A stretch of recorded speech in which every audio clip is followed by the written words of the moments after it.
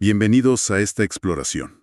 Hoy nos metemos con la vida y las ideas de Iván Illich, una figura realmente singular del siglo XX. Sí, un pensador bastante radical, ¿no? Fue sacerdote un tiempo, historiador, políglota. Exacto. Y muy conocido por esas críticas, digamos, penetrantes a las instituciones modernas, la escuela, la medicina. Incluso la idea misma de desarrollo, que él cuestionaba fuerte. Tenemos hoy varias fuentes interesantes. Hay entrevistas con él, transcripciones de charlas sobre su trabajo, textos académicos. Y fragmentos de sus libros, claro, los más conocidos. La idea es armar un retrato que muestre no solo sus ideas, que ya son provocadoras, sino también su inteligencia, esa visión que tenía. Y algo clave, ¿no? Su forma de trabajar. Ese intercambio constante con amigos, debatiendo ideas, muy particular. Justo eso. Es una introducción para quien recién lo descubre. Queremos dar datos que llamen la atención, que hagan pensar un poco. Perfecto, porque Illich la verdad no es fácil de clasificar. Su vida misma fue un viaje. Geografías, disciplinas, instituciones. Y muchas de estas instituciones las terminó cuestionando, ¿no? De raíz. Vamos a ver cómo sus experiencias, desde Europa hasta Puerto Rico y México, bueno, cómo todo eso formó su mirada crítica. Y su propuesta de una sociedad más convivencial, decías. Exacto, donde las herramientas, las instituciones, estén a escala humana, que nos sirvan, no al revés. Y nos vamos a centrar mucho en cómo su pensamiento nacía de ese diálogo constante. Ahí está gran parte de su, digamos, excepcionalidad intelectual. Ok, bueno, vamos a desentrañar esto. ¿Quién fue este hombre? ¿Y por qué sus ideas, que formuló hace décadas, siguen sonando tan actuales, incluso adelantadas? Empecemos por el principio, por sus raíces. Nació en Viena, 1926, en una Europa que, estaba a punto de desaparecer con la Segunda Guerra. Creció hablando varios idiomas. Las fuentes dicen que hasta 10. Una locura. Increíble. Y la familia tuvo que huir por la guerra. Él de joven hizo cosas muy distintas. Guía de montaña, pastor, traductor. Y su formación académica también fue así, ¿no? Diversa. Estudió cristalografía, química, teología, historia, a veces al mismo tiempo. Esa amplitud es clave, me parece, para entender cómo conectaba ideas de campos tan diferentes. Totalmente. De hecho, parecía que iba para una carrera importante en el Vaticano. Juan XXIII lo nombró camarlengo, un puesto muy cercano al Papa. De camarlengo a crítico radical. ¿Qué pasó ahí? ¿Cómo fue ese giro? O sea, rechazó ese camino de dignitario. Ajá. Él mismo decía que algunas decisiones importantes en su vida, como esta, o incluso su vocación sacerdotal, a veces eran como irracionales, impulsivas, no tan calculadas. Como buscando algo más allá de lo formal, ¿no? Exacto. Parece que siempre buscó eso. Y parte de ese algo más lo encuentra, parece, cuando cruza el Atlántico. Su primer contacto fuerte con lo que llamó la vida real fue en Nueva York. Casi por casualidad. Sí, es curioso. Iba a Princeton a hacer un postdoctorado sobre alquimia, nada menos. Alquimia. Sí, pero una conversación, así casual, sobre la llegada de puertorriqueños a Nueva York le cambió el rumbo. ¿Ah, sí? Dejó Princeton y se metió días enteros en el barrio, como él decía. Sintió una conexión muy fuerte y pidió que lo asignaran a una parroquia puertorriqueña. Y ahí estuvo 5 años, ¿no? Clave. Sí, muy formativos. Un contacto directo con una realidad muy distinta a la europea. Y después de Nueva York se fue a Puerto Rico. Allí fue vicerrector de la Universidad Católica. Pero rápido sintió una tensión. Veía que su trabajo educativo, organizativo, era político en el fondo. Claro. Y eso chocaba con su rol de sacerdote dentro de esa institución. Así que, por coherencia, rechazó presidir una comunidad cristiana en ese rol. Pero no se desconectó de la gente, ¿verdad? No, para nada. Compró una cabañita muy humilde en Playa Cortada, un pueblo de pescadores pobres, y les daba misa los domingos. Una experiencia que él valoraba mucho. Entiendo. Al final, por diferencias con la jerarquía de la iglesia local, dejó Puerto Rico y empezó a viajar por América Latina. Muchas veces de forma muy austera, Y esos viajes lo llevan a Cuernavaca, México, principios de los 60s. Y ahí funda el famoso CIDOC, el Centro Intercultural de Documentación. ¿Cuál era la idea original? Al principio era formar a misioneros y voluntarios que venían del norte, de Estados Unidos, de Europa. Ajá. Illich quería que entendieran bien la cultura latinoamericana, que no vinieran a imponer sus ideas de ayuda o desarrollo, que muchas veces hacían más mal que bien. Hay una anécdota sobre eso, ¿no? De David Kiley. Sí, Kylie, que lo entrevistó mucho, cuenta que un discurso de Illich lo hizo replantearse toda su experiencia como voluntario en Borneo. Fue un shock para él. Claro. Pero el SIDOC se convirtió en mucho más que eso, ¿verdad? Las fuentes lo pintan como un hervidero intelectual. Totalmente. Ahí se ve perfecto su método de trabajo. El SIDOC fue la encarnación de su forma de pensar. ¿Y cómo funcionaba? Porque tenía fama de independiente. Se financiaba de forma muy inteligente. Aprovechaba la diferencia de sueldos. Cobraba bien extranjeros por cursos intensivos de español. Ah, claro. Y con eso pagaba sueldos excelentes a profesores mexicanos y mantenía una biblioteca y seminarios de primer nivel. Eso le daba independencia. Y ahí invitaba a un montón de gente. A pensadores de toda América Latina. Pablo Freire, por ejemplo. Illich lo ayudó a publicar fuera de Brasil cuando Freire estaba exiliado. Qué interesante. También gente como Gustavo Esteva, Jean Robert, Segundo Galilea.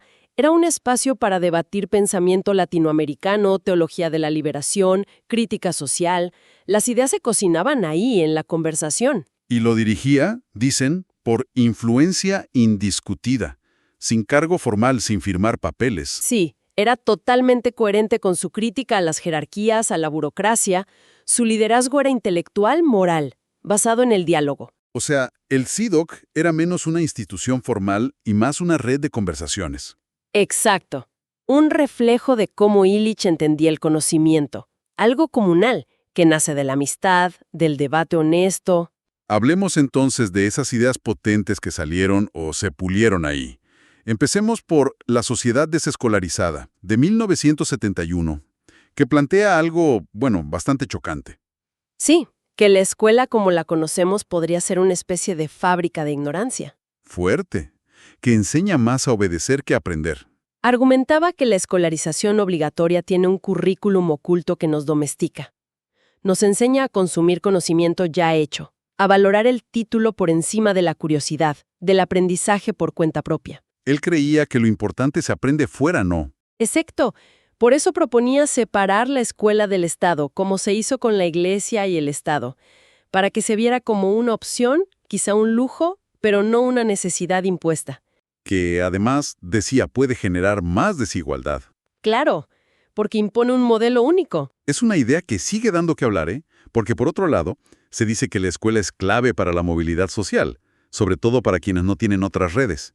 ¿Cómo veía Illich eso? Su crítica iba al monopolio de la escuela para definir qué es aprender y quién puede enseñar o dar un título. No era tanto abolir las escuelas. Sino romper esa dependencia obligatoria. Exacto. Permitir otras formas de aprender. Desacoplar la educación del Estado y del mercado laboral, basado solo en credenciales.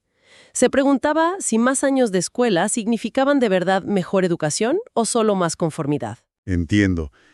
Y de criticar las instituciones del saber parece que pasa a cómo las herramientas, la tecnología, nos moldean. Ahí entra Energía y Equidad, del 74. Y su concepto clave de convivencialidad, que desarrolla en Tools for Conviviality un año antes, ¿De qué va eso? critica cómo las tecnologías, cuando pasan cierto umbral de velocidad, de tamaño, de complejidad, se vuelven contraproductivas. ¿Contraproductivas? Sí, en vez de ayudarnos, nos empiezan a dominar. Destruyen la autonomía, generan nuevas desigualdades, nuevas formas de escasez. El ejemplo que siempre usaba es el del transporte motorizado. Ah, la idea de que demasiada velocidad al final los paraliza. Tal cual.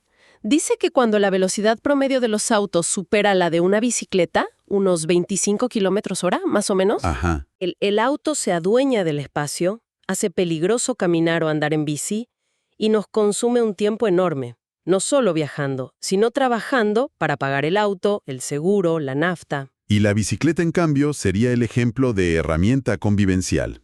Exacto. ¿Y qué es una herramienta convivencial para él? A ver. Es una que podemos entender, controlar, usar para nuestros propios fines, que fomenta la autonomía, la creatividad, la relación entre personas. no una que nos hace dependientes de expertos o de sistemas que no comprendemos. Una herramienta que nos sirve, no que nos domina. Eso mismo.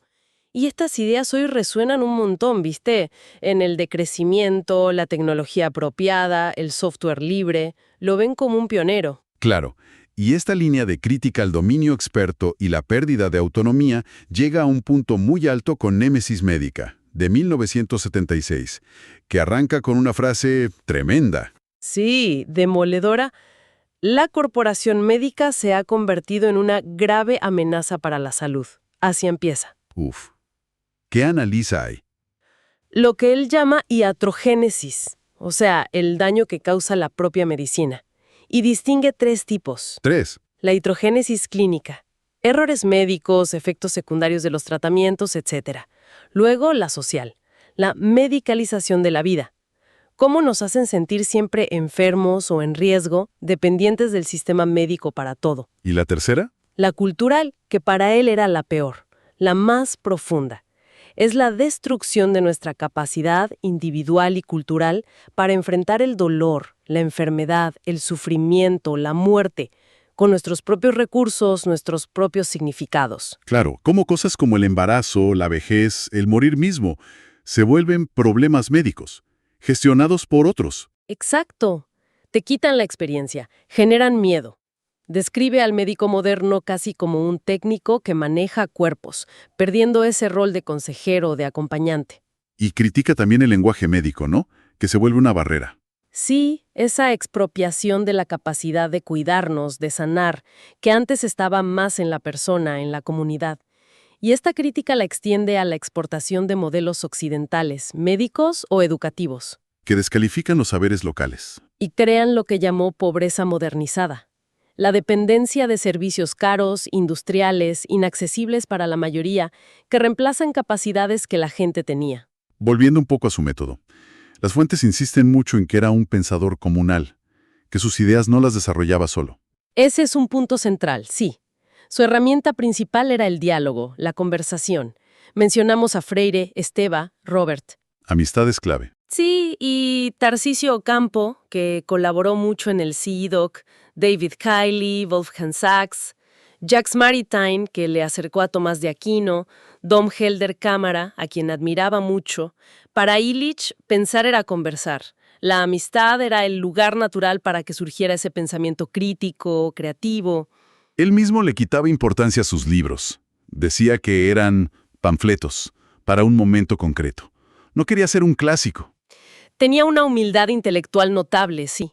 Usaba mucho la historia, sobre todo el siglo XII, como un espejo, para entender de dónde venía la modernidad y cuestionar lo que damos por sentado hoy.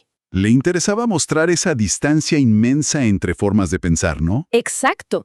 Estudiaba cómo cambiaron conceptos como el cuerpo, la mirada, la materia, pensar el agua como H2O frente a las aguas del olvido, o incluso el género. Y alertaba sobre las palabras plásticas, ¿no? Esas palabras como vida, valor, problema, desarrollo. Claro, palabras ameba las llamaba. Términos vagos, con mucha carga positiva o negativa, pero que en el fondo no dicen nada preciso y nos impiden pensar con claridad. Son como clichés que ocultan relaciones de poder. Te dan la ilusión de que entendés algo complejo, pero en realidad no. Tal cual. Entonces, uniendo todo esto, ¿por qué volver a Illich hoy? ¿Qué nos dice? Bueno, sus críticas a la escuela obligatoria, a la tecnología que se descontrola, a la medicalización de la vida, al desarrollo como único camino, parecen hoy más pertinentes que nunca, ¿no? Sí, totalmente. Anticipó debates que hoy están en todos lados. Los límites del planeta, la justicia energética, la crisis ecológica, la dependencia tecnológica. De hecho, movimientos como el decrecimiento o la ecología política lo citan directamente. Y la idea de convivencialidad inspira un montón de proyectos de tecnología abierta, comunitaria, a escala humana. Su llamado a recuperar autonomía, a valorar lo local, lo vernáculo, lo que hacemos nosotros mismos, fuera del mercado. Y a repensar nuestras instituciones desde la escala humana, desde la equidad. Sigue siendo un desafío súper radical. Nos obliga a preguntarnos qué tipo de herramientas, de instituciones, de relaciones nos permiten vivir de forma más libre, más justa, más significativa. Ivan Illich, Un pensador, sí, difícil de encasillar, incómodo a veces, pero con una preocupación muy profunda por lo humano. Su vida y su obra nos dejan preguntas clave sobre el presente. Y quizás una última reflexión que nos deja su forma de trabajar, ¿no? En este mundo que vivimos saturado de información, de soluciones rápidas, tecnológicas, estamos perdiendo la capacidad o el tiempo o el espacio para esa conversación profunda. La conversación entre amigos como fuente de conocimiento. Exacto. Eso que para Illich era fundamental. ¿Podría ser que recuperar esa convivencialidad intelectual, social, sea una clave, como él la vivió, para navegar la complejidad que tenemos hoy? Una pregunta potente, sí. Para seguir pensando. Hasta nuestro próximo análisis.